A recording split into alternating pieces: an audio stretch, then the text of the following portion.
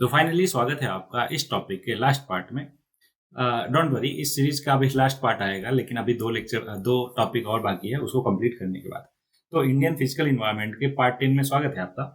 ये रहा कुछ डिटेल मेरे बारे में, आपको मालूम है इसलिए आगे बढ़ते हैं। अगर नहीं मालूम है पॉज करके आराम से पढ़ो, जस्ट लास्ट पॉइंट पे फोकस कीजिए कि अगर आपको पर्सनल काउंसलिंग की जरूरत हो, in that case you can fill out the form given in channel description.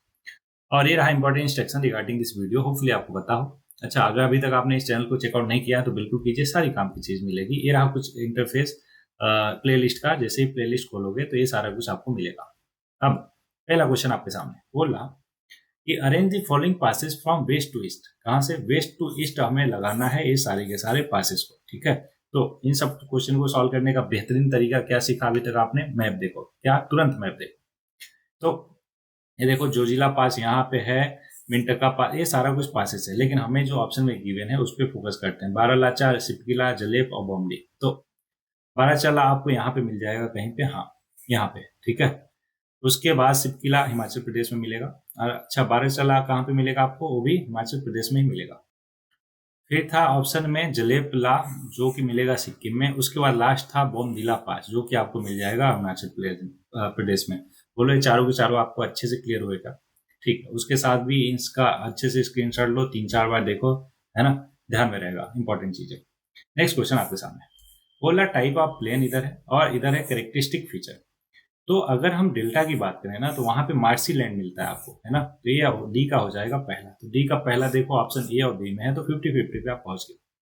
तो खादर से याद रखो, खादर का मतलब खादी, खादी का मतलब खाद होती है ना। तो इसका मतलब कि जहां पे फर्टाइल लैंड हो, फर्टाइल लैंड कहाँ पे होगी? जहां पे क्लेड या सिल्ट सॉइल मिलेगा। बोलो हाँ ना।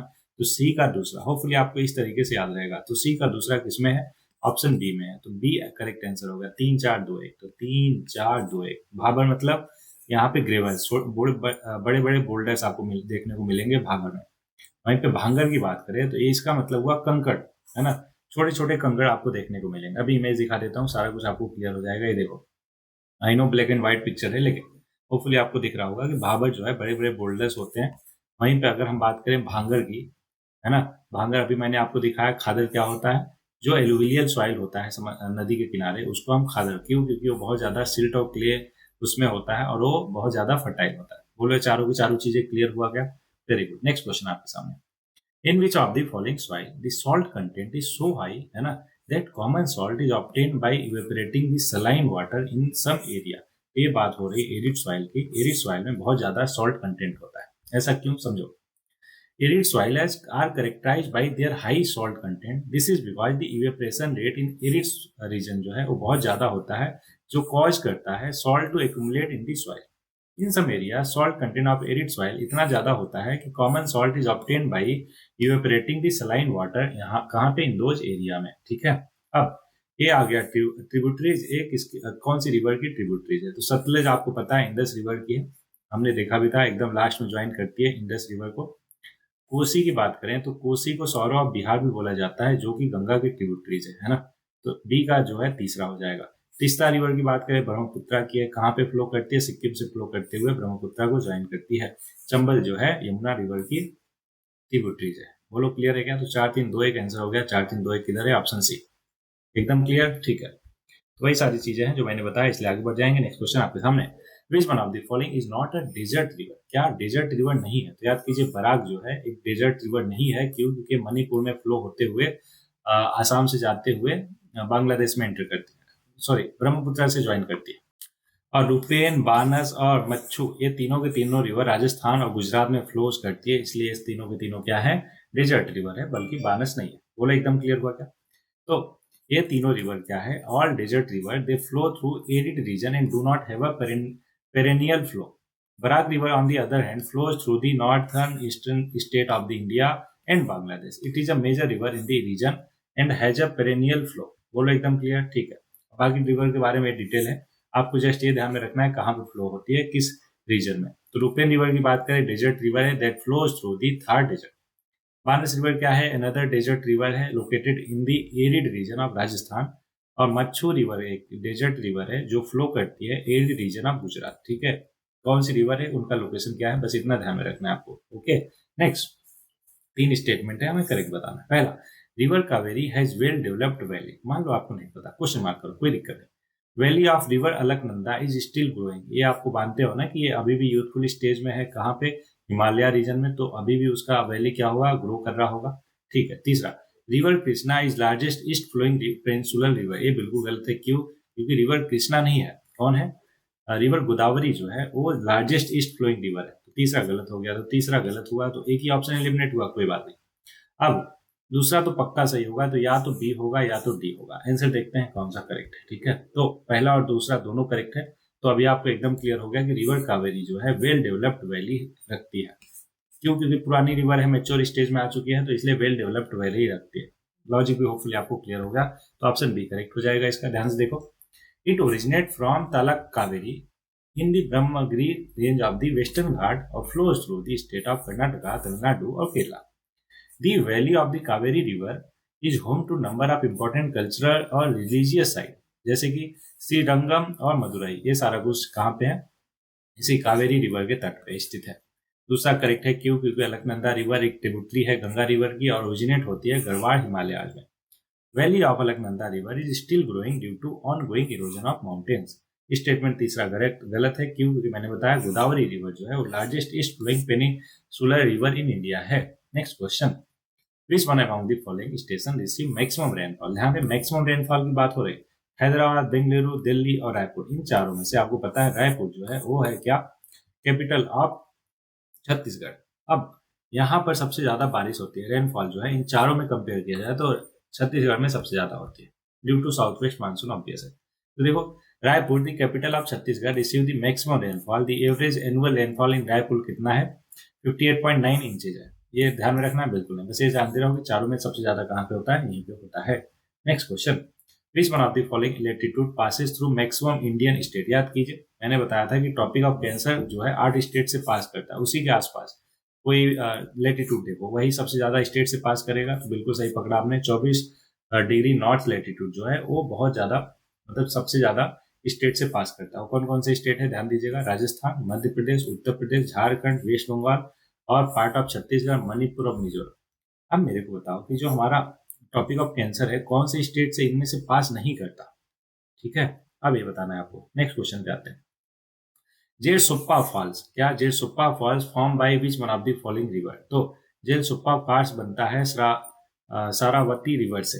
अब इसका एक और भी नाम है, इसका और नाम है क्या? जोग फॉल। क्या? जोग फॉल नाम है, जो कि कर्नाटका में, वेस्टर्न कर्नाटका स्टेट में लाई करता है, साउथ वेस्ट इंडिया में।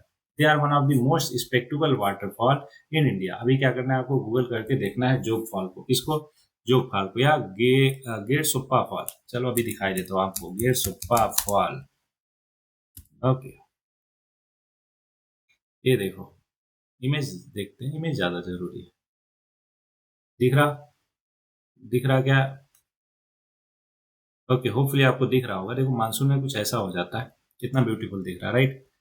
आपको मालूम है ना कि जो डिजिटल ट्रेवलर है मैं आपको बना के ही छोड़ूंगा, डोंट वरी। और उसके बाद प्रिपरेशन के बाद जो है जब सिलेक्शन हो जाए फिर आप जाना है कहाँ पे? फिजिकल ट्रेवल पे, फिर मेरे को फोटोज भेजना, ठीक है? कि सर देखो मैं यहाँ घूम रहा हूँ, मैं यहाँ घूम रही हूँ, जो भी है, ठीक है? चलो आगे बढ़ते हैं नेक्स्ट क्वेश्चन पे। Which one of the following major river basin of India is the shortest in length or smaller in term of catchment area? मतलब लेंथ में भी सबसे छोटी है और कैचमेंट एरिया में भी सबसे कम है। तो रिवर है साबरमती रिवर, है ना? चारों को कंपेयर करते हैं, डोंट वरी। ये देखो, अगर हम बात करें साबरमती का, उसका लेंथ है 370 किलोमीटर, कावेरी का 800, माही का 580 और पिन्नेर का 560। तो सबसे कम लेंथ है किसका?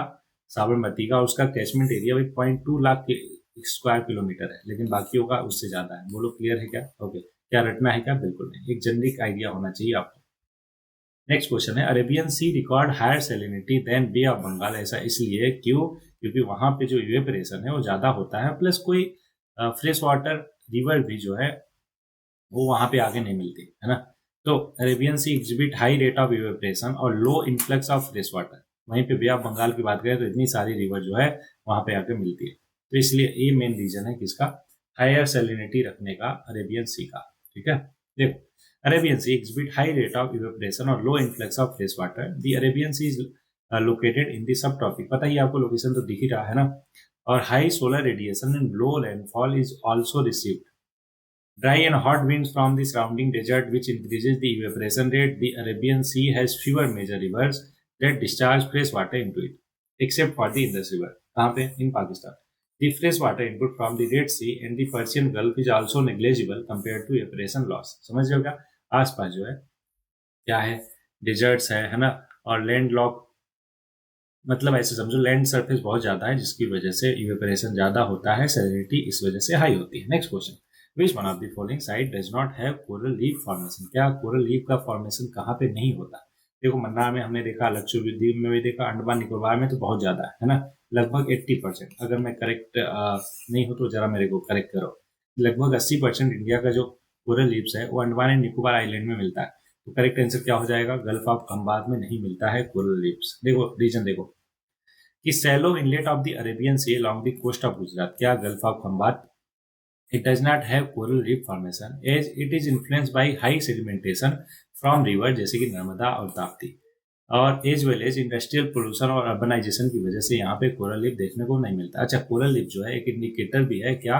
पोल्यूशन का. जहाँ पे ज्यादा पोल्यूशन होता है वहां पे कोरल लीफ मिलता ही नहीं. ठीक है. और इंपॉर्टेंट पॉइंट ध्यान में रखना है कि gulf of Kutch in Gujarat जो है feature some of the world's northernmost reef जो कि अडॉप्टेड टू हाई सैलिनिटी और temperature variation. These are fringing reefs that are relatively less developed और diverse than other reefs in India. ध्यान रहेगा आपको. ठीक है. पाक बे या फिर पाक बे क्या है? एक सैलो सी बिटवीन इंडिया और श्रीलंका है. अंडमान और निकोबार की बात करें तो group of more than 500 island in the bay of Bengal. आपको पता ही है सारा कुछ. ठीक है, चाहो तो आप पढ़ सकते हो. गल्फ ऑफ मन्नार से मन्नार में क्या है? एक नैरो सी है बिटवीन इंडिया और Sri Lanka which contain 21 island with fringing reefs along the coast of the Tamil Nadu और श्रीलंका. लक्षद्वीप आइलैंड जो है group of 36 polar atoll in Arabian sea which have ring shaped reefs around them. ठीक है. Next question, which one of the following. अच्छा, ये सारा कुछ जो मैं बता रहा हूँ पढ़ के, अगर आप चाहो तो इसको गूगल करके इमेजेस देख सकते हो. वो ज्यादा टाइम तक के लिए आपके दिमाग में स्टे करेगा. मैं भी दिखा सकता हूँ लेकिन सारा अगर दिखाने बैठा ना तो आधे घंटे का लेक्चर कम से कम 2 घंटे का बनेगा. देख के ही आप भाग जाओगे, अरे 20 क्वेश्चन 25 क्वेश्चन कवर करने में 2 घंटा कौन दे. इससे अच्छा है कि बाकी सोर्सेज फॉलो किया जाए. बोलो हाँ ना. इसलिए थोड़ा मेरे को भी बैलेंस बना के चलना पड़ता है. होपफुली आप समझ रहे हो. नेक्स्ट क्वेश्चन है कि विच one of the following does not pass through the Kaziranga national park. आपको पता है काजीरंगा नेशनल पार्क कहाँ पे? आसाम में. Very good. Brahmaputra river pass करती है, दीपलू रिवर ये भी पास करती है, नेशनल हाईवे नंबर 37 भी पास करता है, लेकिन railway track of Indian railway नहीं पास करता. इस नेशनल पार्क से जो नियरेस्ट रेलवे स्टेशन है वो लगभग 75 किलोमीटर दूर है. कैसे पता? फैक्चुअल क्वेश्चन है, ध्यान रखना है आपको. ठीक है, तो करेक्ट आंसर हो जाएगा ऑप्शन बी. ओके, चलो आगे बढ़ते हैं नेक्स्ट क्वेश्चन पे. ठीक है, ये उसके बारे में डिटेल है, आपको पता ही है, इसलिए आगे बढ़ जाते हैं. Which one of the following statement about the Himalaya. Himalaya के बारे में नॉट करेक्ट बोला. ध्यान दें, not correct. They are young fold mountain, बिल्कुल सही बात है. दे हैव जियोसिनिकल रॉक्स, ये क्या होता है अभी समझाता हूँ. तो ये भी करेक्ट है. हिमालयन फ्रंट फॉल सेपरेट करता है हिमालय को फ्रॉम तिब्बत. तिब्बत नहीं करता, वो जो डिफरेंट पैरेलल माउंटेन रेंज है ना उसको करता है. अभी बताता हूँ डिटेल में. तो ये गलत हो जाएगा, हमसे गलत ही पूछा था. बाकी अपने कॉन्सेप्चुअल क्लैरिटी के लिए चौथा भी देखते हैं कि इंडस और Sutlej river from incident drainage इन हिमालय. बिल्कुल सही. इंसिडेंट ड्रेनेज का मतलब ये होता है कि ये हिमालय के बनने से पहले से फ्लो कर रही है. बोलो हाँ ना. उनको इंसिडेंट रिवर कहते हैं. उसमें कौन कौन सी आती है? इंडस, सतलज, गंगा यमुना नहीं आती है ना, ब्रह्मपुत्र आती है और घाघरा, गंडक, कोसी भी आती है. बोलो एकदम क्लियर. ये सारी की सारी रिवर क्या है? इंसिडेंट रिवर है. मतलब ये सब हिमालय बनने के पहले से फ्लो करती हुई आ रही है. ठीक, तो अब गलत क्यों हुआ तीसरा स्टेटमेंट वो समझते हैं कि हिमालयन फ्रंटल फॉल्ट जो है do not separate Himalaya from Tibet. मतलब they are not the boundary between these two region. तो है क्या फिर? देखो, HFF are a series of reverse fault that demarcate boundaries of the Shivalik range जो कि southern most range of the Himalaya है from the alluvial expanse of the Indo Gangetic plain, जो कि एक लार्ज प्लेन है कहाँ पे? नॉर्दर्न इंडिया और पाकिस्तान में. आपको मालूम है, इसलिए HFF are also known as main frontier thrust या फिर हिमालयन फ्रंटियर थ्रस्ट. बोलो एकदम क्लियर हुआ क्या? ओके, आगे बढ़ते हैं नेक्स्ट क्वेश्चन पे. अच्छा, बाकियों के बारे में है. बाकी ऑप्शन के बारे में मैंने आपको बता ही दिया कि हिमालयन जो है यंग फोल्ड माउंटेन है और हिमालयन है जियोसिनिकल रॉक्स. अब इसको समझते हैं. Meaning that they have rocks that were deposit in a geosyncline which is a long and narrow throw of sedimentary rock between two tectonic plates. Indus और सतलुज जो है इंसिडेंट रिवर है, मैंने बता ही दिया, इसलिए आगे बढ़ जाएंगे। Next question, Bumla Bumla pass is located is, कहाँ पे लोकेटेड है? ये अरुणाचल प्रदेश में लोकेटेड है। मैंने आपको सारे के सारे पासेस एक ही बार में दिखाया था, होपफुली आपको ध्यान में रहेगा, है ना। तो इंडिया और पाकिस्तान के बीच में बॉर्डर पे लोकेटेड है, located on the elevation of 5000 metre above sea level, it is situated on the Tawang district of Arunachal Pradesh. इतना ध्यान रहेगा आपको, वेरी गुड। अब important border pass of India, ध्यान से समझो। नाथुला की बात किया जाए तो सिक्किम में है, सिपकिला की बात किया जाए हिमाचल प्रदेश में, ठीक है, और लिपुलेक की बात किया जाए, इनका सबका लोकेशन देखना है आपको। स्टार्टिंग में जो मैंने आपको प्रोवाइड किया था स्लाइड याद है, उसमें सारे के सारे पासेस मैंने दिखाए थे, ठीक है। अगर वहां पे मिल जाए अच्छी बात है, अगर नहीं मिले तो जस्ट गूगल कर लो, 1 मिनट लगेगा, सारे के सारे लोकेशन देखोगे, ज्यादा देर तक याद रहेगा। ऐसे मैं पढ़ के कितना भी बता दूं समझा दूं, कोई उसका मतलब नहीं रहेगा, ठीक है। ओके, नेक्स्ट क्वेश्चन पे आगे बढ़ते हैं। Which one of the following river flows between Satpura और विंध्या? तो सतपुरा और विंध्या के बीच में कौन सी रिवर फ्लो करती है? नर्मदा रिवर फ्लो करती है, बोलो है ना, ठीक है। तो Narmada flows between the Satpura और विंध्या और it originate in the Amarkantak hill of Madhya Pradesh, और फ्लो करती है वेस्ट साइड में लगभग 1300 kilometre before emptying into the gulf of Khambhat. अब बाकी रिवर का भी देख लो। तापी रिवर की बात करें तो सतपुरा और सह्याद्री रेंज के बीच में फ्लो करती है। वहीं पे Sabarmati river flows through the Aravalli range, और माही रिवर फ्लो करती है अरावली और विंध्याज रेंज। फिर से क्या करोगे आप, वेस्ट फ्लोइंग रिवर को सर्च करोगे, west flowing river system of India. अब सारी सारी रिवर को देखोगे जो वेस्ट फ्लोइंग है, वो कहाँ से ओरिजिनेट हो रही है, किसके किसके बीच में फ्लो कर रही है, बोलो क्लियर, गुड। अब धारवाड़ जियोलॉजिकल सिस्टम एक टाइप ऑफ सिस्टम है। अब इसके बारे में 4 स्टेटमेंट है, हमें करेक्ट बताना है। पहला बोल रहा है कि they belong to Archaean geological period, सही बात है, क्या है समझाता हूँ, don't worry. They are metamorphosed sedimentary rock, ये भी ठीक है। They are of great economic importance for its mineral resources, ये भी ठीक है। They are found predominantly in the Karnataka, Tamil Nadu, Odisha और झारखंड, ये भी मुझे ठीक लग रहा है। चारों सही हो गया तो आंसर हो जाएगा ऑप्शन ए। सारे के सारे एक्सप्लेन करता हूं मैं वन बाय वन, देखो ध्यान से कि धारवाड़ जियोलॉजिकल सिस्टम जो है एक आर्कियन जियोलॉजिकल पीरियड है, जो कि है ओल्डेस्ट नोन जियोलॉजिकल पीरियड। कितना डेट है उसका? 4 से लेकर 2.5 बिलियन ईयर है वो, कितना, इतना बिलियन ईयर है वो, ध्यान रहे बिलियन है, समझ लो। दूसरा जो है करेक्ट है कि rock in the Dharwad system are metamorphosed sedimentary rock. इसका मतलब ये होता है कि process of change in the mineralogy और टेक्सचर और कंपोजिशन ऑफ रॉक क्यों हुआ? ड्यू टू हाई प्रेशर और टेम्परेचर, जिसकी वजह से उनके मिनरोलॉजी, टेक्सचर और कंपोजिशन में चेंज हुआ, जिसको मेटामॉर्फिक रॉक बोलते हैं। होपफुली आपको पता हो तीनों टाइप, इग्निशियस, मेटामॉर्फिक और सेडिमेंट्री रॉक, राइट। तीसरा भी करेक्ट है क्या, कि Dharwar system is of great economic importance due to its mineral resources. It contain significant deposit of mineral जैसे गोल्ड, कॉपर, आयरन ओर और मैग्नीज और others, making it an important region of mining activity, Dharwar region, ठीक है। चौथा correct है क्यों, क्योंकि Dharwar system is predominantly found कहाँ पे? कर्नाटका, तमिलनाडु, उड़ीसा और झारखंड में। ये सारे के सारे क्या है? Mineral rich state of India है, right. Okay, next question, which one of the following is the most plausible explanation for location of the Thar desert in western India? तो जो थार डेजर्ट है वो वेस्टर्न इंडिया में located है, उसका most plausible explanation चारों में से कौन सा है? प्रीवेलेंस ऑफ सैंड ड्यून्स, बिल्कुल नहीं। Evaporation of moisture by heat, एकदम नहीं। Absence of mountain to the north of the Rajasthan to cause orographic rainfall, बिल्कुल यही हो जाएगा करेक्ट आंसर। देखो ओरोग्राफिक रेनफॉल ये होता है कि जब जो बादल है वो माउंटेन से टकरा के बारिश करते हैं, ठीक है। लेकिन यहाँ पे कोई माउंटेन है ही नहीं, इस वजह से बारिश हो ही नहीं पाती, और बारिश नहीं हो पाती तो इसलिए वहां पे थार डेजर्ट है। बोलो एकदम क्लियर हुआ था क्या? करेक्ट आंसर हो जाएगा ऑप्शन सी। अब ये देखो एक्सप्लेनेशन इसका, कि the most plausible explanation for the location of Thar desert कहाँ पे? वेस्टर्न इंडिया में। क्या है? एब्सेंस ऑफ माउंटेन, कहाँ? नॉर्दर्न राजस्थान में, जो कि could cause orographic rainfall in the region unlike other area जहाँ पे mountain can trigger rainfall by forcing moist air to rise. The Thar Desert lacks significant mountainage in the northern vicinity. Aravalli Range in the southern Rajasthan act as a barrier, जो prevent करता है moisture laden winds को from the Arabian सी, कहाँ? North side of Rajasthan में पहुंचने से।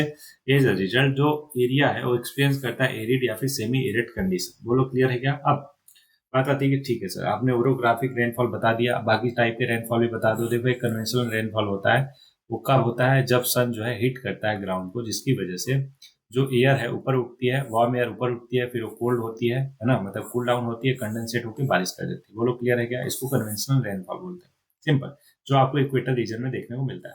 वहीं पे फ्रंटल रेनफॉल की बात करें तो it is caused by meeting of two air masses, मतलब कोल्ड फ्रंट, वार्म फ्रंट, ये मैंने सारा कुछ समझाया था आपको, याद कीजिए।